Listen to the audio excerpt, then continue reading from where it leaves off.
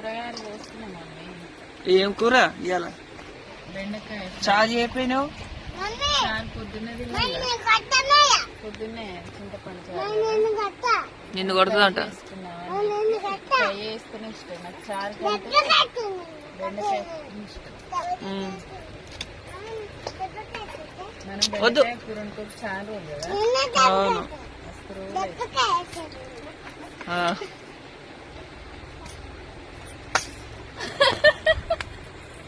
తెచ్చుకోపోయి pick.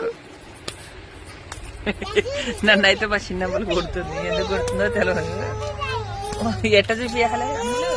తెచ్చుకో, ఇక్కడ తెచ్చుకో. నేనైతే ఫస్ట్ మామూలు అయితే అల్లరి అల్లరి. ఓ పడిపోయింది డాడీ.